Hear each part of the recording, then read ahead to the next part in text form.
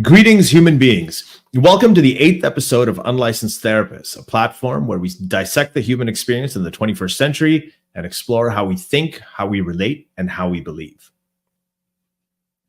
So in his testimony to Congress recently, it was a Senate hearing, Mark Zuckerberg, right, who's the CEO of Meta, just Facebook, Instagram, WhatsApp. So Mark Zuckerberg challenged the idea that social media is causing a mental health crisis in America. Right, so he said, quote, "The existing body of scientific work has not shown a causal link between using social media and young people having worse mental health outcomes," end quote. And this did not make his interrogators happy. So at the start of it all, Republican Senator Lindsey Graham actually told all of these social media CEOs, and they had they were talking to a whole bunch of the, Snapchat, Twitter, or X, and Mark Zuckerberg and the rest of them. He told them that they had blood on their hands. And then they made Mark Zuckerberg, this is Josh Hawley, one of the Republican senators, made Mark Zuckerberg apologize to the parents of kids who had died. There were actually parents in the room of kids who had died because of being bullied or pushed to suicide on social media. So then he made them apologize to them. And then let's take a look at that. So you didn't take any action. You didn't take any action. You didn't fire anybody. You haven't compensated a single victim. Let me ask you this. Let me ask you this. There's families of victims here today. Have you apologized to the victims? Would you like to do so now? Well, they're here. You're on national television. Would you like now to apologize to the victims who have been harmed by your product? Show them the pictures. Would you like to apologize for what you've done to these good people? I'm sorry. So you can't hear it very well, but he's turning around. He's apologizing to the parents for holding up pictures of their kids. Invested so much and are going to continue doing industry-leading efforts to make sure that no one has to go through the types of things that your families have had to suffer. Why, Mr. Zuckerberg, why should your company not be sued for this? Why is it that you can claim, you hide behind a liability shield, you can't be held accountable? So you get the idea what happened. So here's the thing. Mark Zuckerberg is right. Okay. First of all, there's no global mental health crisis, right? Rates of global mental health disorders have been pretty stable for many, many years, according to the Global Burden of Disease. Sabine Hassenfelder, who's the physicist and a YouTuber, she has a great video breaking this down in detail, specifically about this idea of the global mental health crisis. So be sure to check it out. I'll put a link in the description so you can go to it later. And although there has been a rise in mental health disease diagnoses, especially among younger people in the United States, there isn't any definitive causal link between social media and mental health issues.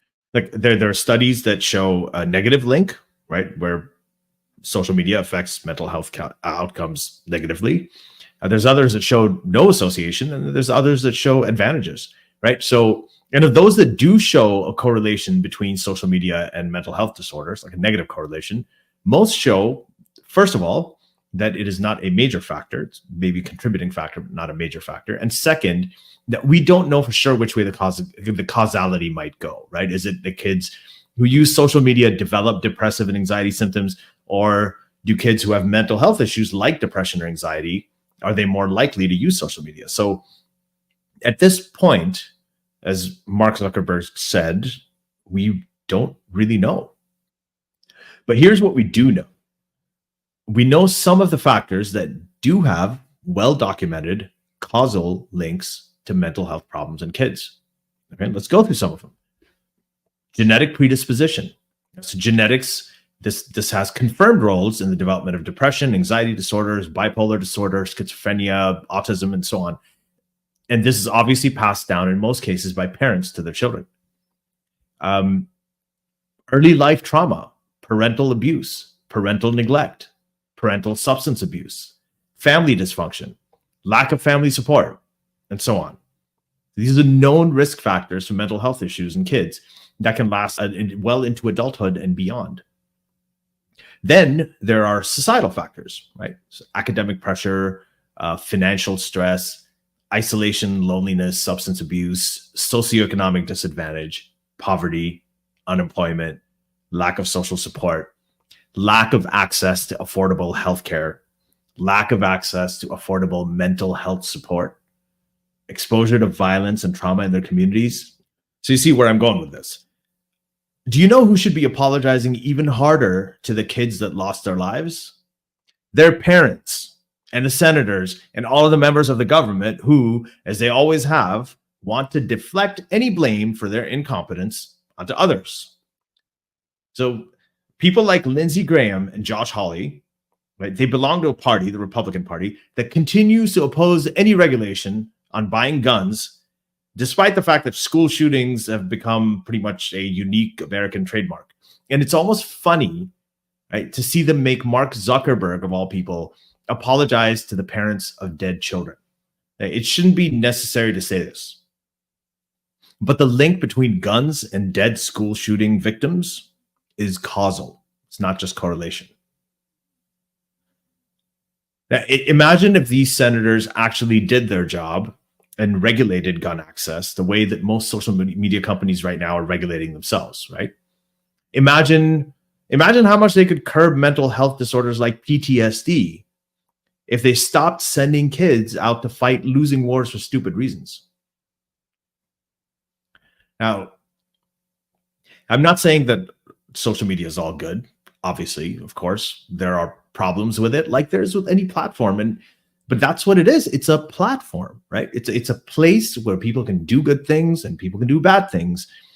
Mark Zuckerberg is as responsible for some of the bad things that people do on his platform as the senators and Congress are responsible for the bad things that people do in the entire country of the United States that they are elected and paid to govern.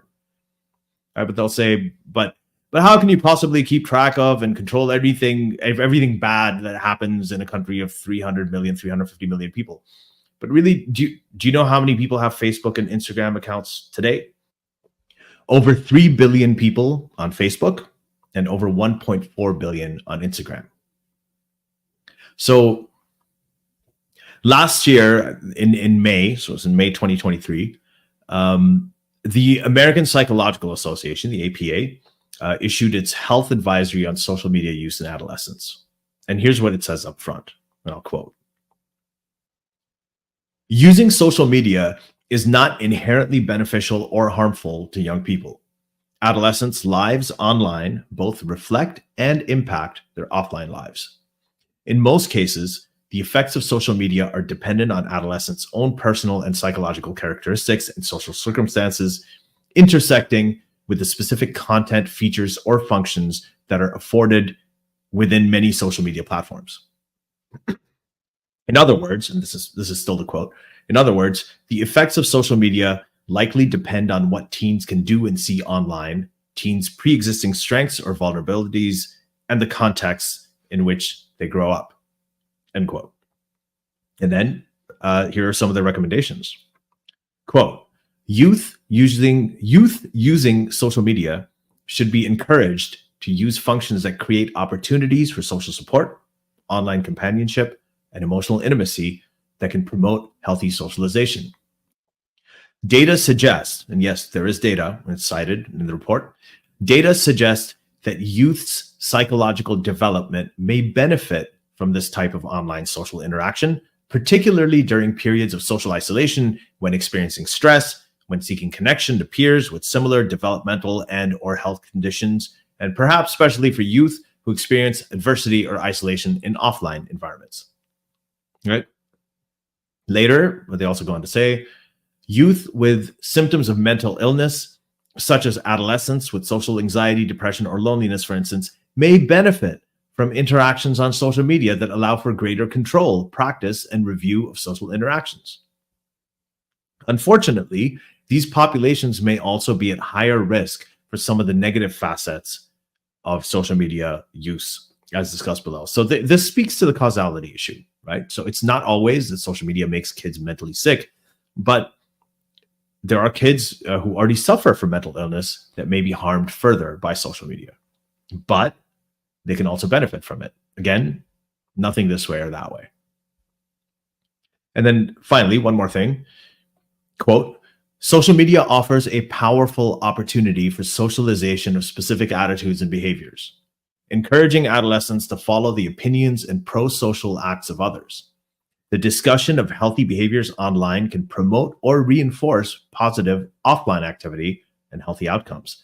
Social media may be psychologically beneficial, particularly among those experiencing mental health crises or members of marginalized groups that have been disproportionately harmed in online contexts. So, and again, they provide citations with data for all of this, and the link to this report is in the description.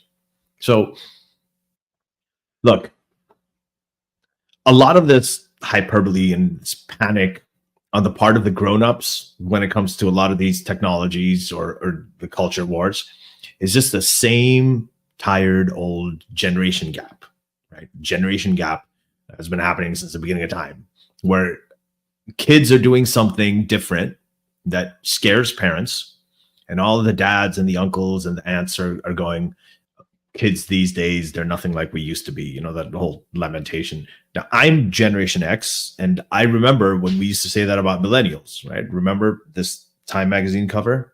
Right? The millennials are lazy narcissists and so on. And now millennials are saying the same things about Gen Z. None of this is new. This has happened to us. It's happened to our parents. You know, they didn't like what we did. Their parents didn't like what they did. So this is just part of the normal way things go. The only difference is that all of those, those uncles and those parents, they just all have social media accounts now. They can say whatever they want to, and everybody takes it seriously.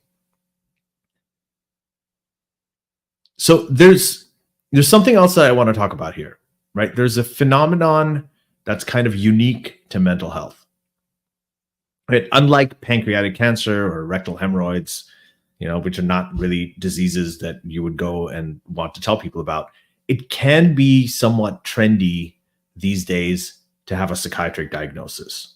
You know, there's still stigma around it. There used to be a lot more stigma around it. It was taboo, but now in some cases, sometimes, you know, things are it's being overcorrected. And this is also a place where people self-diagnose a lot, especially now that everything's online, you know, WebMD and all these other websites. And it's also where people are overdiagnosed quite a bit. And this is also well documented.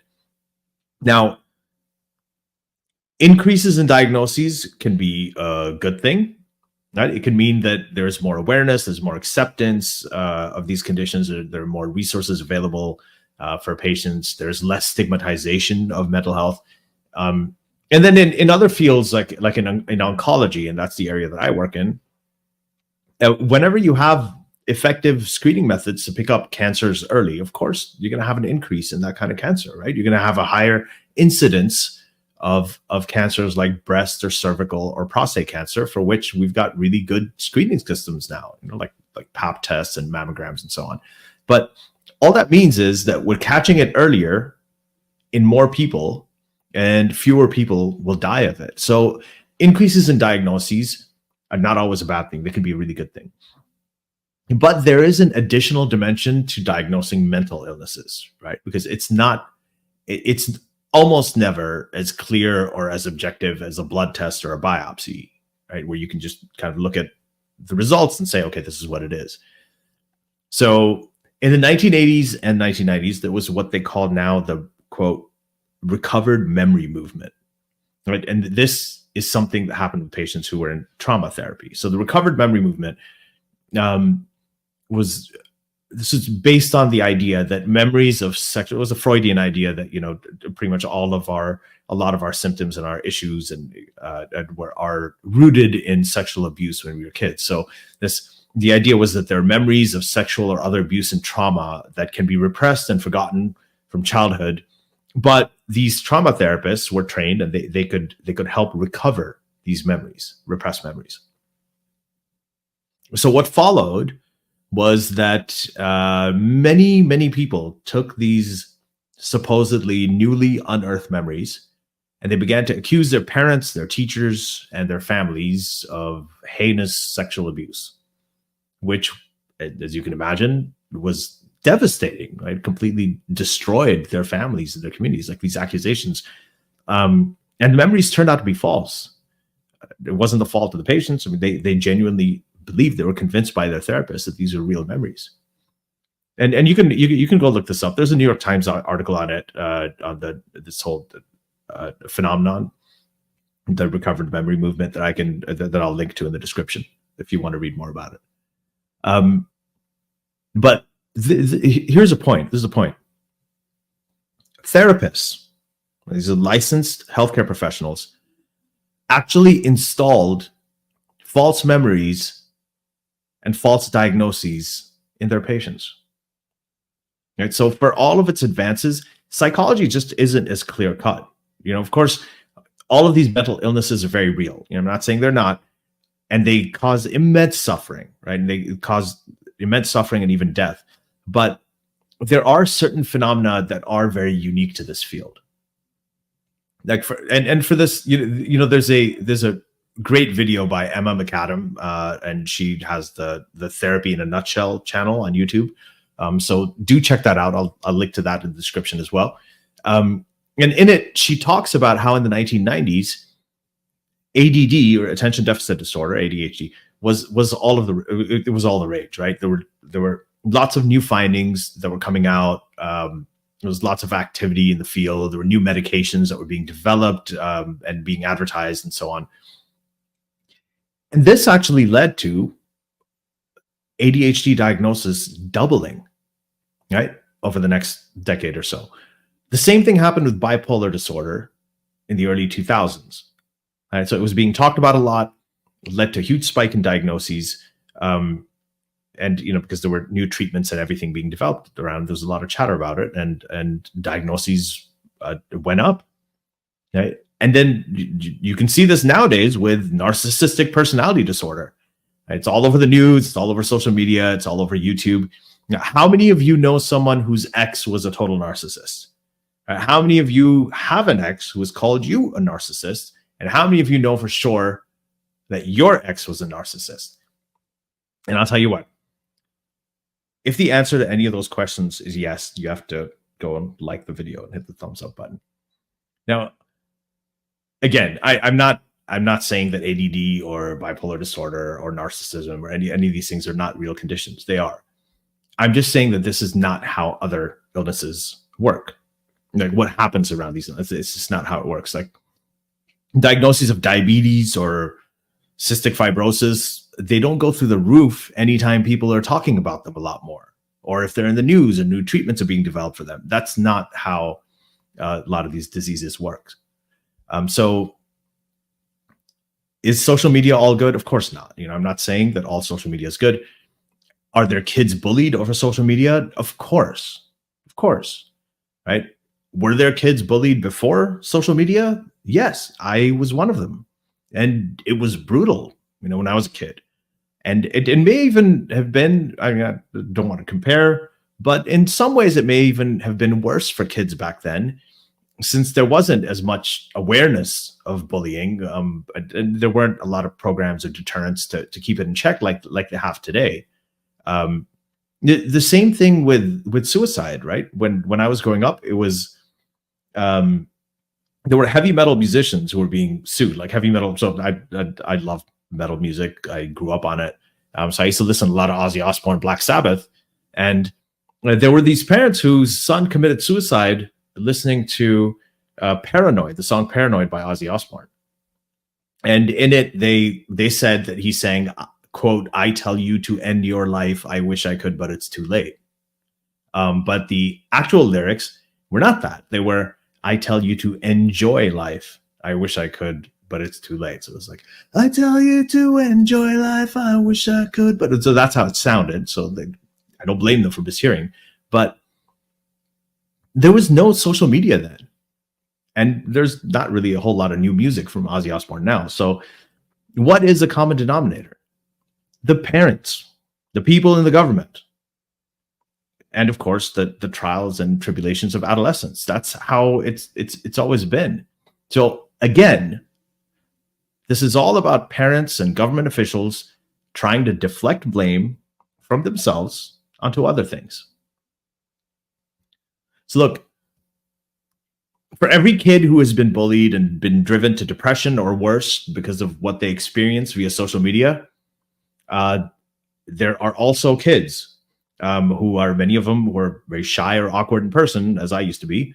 There are a lot of them like that as adults, who have found through social media a community, a platform. They've made connections. They've found jobs. They've landed publishing deals. They've landed record deals. They've found careers. They found the love of their life. They got married on social media. They got with someone they've met on social media. They reconnected with long lost friends or family. They've built social communities. They've expanded their education. They've connected with, learned about people and cultures on the other side of the world. They've earned new degrees. They've busted out of their isolation, their alienation, their loneliness. They've shared their artistic talents that they never would have in person, right? You know, when I was younger, I used to play guitar and play music, write music, and I used to write. You know, as a writer, I used to write a lot when I was younger. I never really shared it with anybody because in person interaction, you wouldn't see that. Nobody really knew that side of me, even some of my closest friends. And when I grew up as an adult, when I got on social media, that's how I kind of started my writing career. These are things that I just didn't share with people, and then social media allowed people to know me in a way that they never would have in person, right? There are other people who have started businesses, have actually started their own business. They've made a living. You know, they've ended up doing pretty well for themselves because of social media. There's people who've exposed corruption. There's activists who've held leaders accountable, who've been whistleblowers, and you know, they've held powerful people accountable, like with the Me Too movement. There are people who've brought down oppressive governments, like in the Arab Spring in 2011, in Tunisia and Egypt and Libya, like dictators that were entrenched for decades and decades were brought down because a bunch of people decided to get together and coalesce through social media. People have fought for social change, and just really importantly, people often have found purpose and meaning in life. They've found belonging in groups because social media helped them do that, helped them connect with like-minded people and other people who are going through the same things. So now, are social media CEOs responsible for making sure that their platforms are safe and well regulated, and offer the same protections to kids that other media do, like radio, TV, and film? And if you remember, TV and film, they have their rating systems. There are certain things, you know, on TV that you could only show after 10 p.m. There's certain language, you know, that could only, certain words that could only be said after a certain time at night. So these are also regulatory mechanisms to keep kids safe from these platforms. And it's happened before. It's been around for a long time. You've got a rating system for film. You've got regulation for radio. So of course, but just like it was with these previous technologies, the bulk of the work must come from us. It has to come from the parents and the lawmakers, and it's always been that way. I can't deflect blame. When Princess Diana died, which was in 1997, I think, I remember everyone saying, "Oh, it was the paparazzi that killed her." And the paparazzi, these tabloid photographers, they harassed her, they chased her aggressively in that tunnel. You know, the way she died was she was chased. There was a car chase in a tunnel, and then her car crashed, and that's how she died, because the paparazzi were really aggressively chasing her. But why were they doing that? Because for every picture that they'd get of Princess Diana, they'd get paid hundreds of thousands of dollars or pounds by newspapers and by tabloids. And why would they get that money? Because people, you, me, were buying them. They're buying them faster than you can say hypocrisy. So it was us who really killed her, not them. That's just something to keep in mind for the next time you see, you know, this sort of ridiculous, manipulative, exploitative political theater, right? The way that we did with the Senate hearing and this incident with Mark Zuckerberg. Anyway, so do you think that there's a mental health crisis happening right now and social media is responsible for it? As always, let me know your thoughts. If you agree, you disagree, please, your comments are always welcome. And as always, if you're watching this on YouTube, please take a quick second to like this video and subscribe to the channel and hit the notification bell, because so you can be informed when we have future episodes. If you're hearing this on Apple Podcasts, on Spotify, or any other podcasting platform, please give us a rating. All of this really helps get the show in front of more people. And, as always, please share it. I really, really appreciate your support. You can also follow us on Instagram at Unlicensed Therapist Podcasts. That's a handle for all the information, clips, and upcoming shows. Thank you for listening.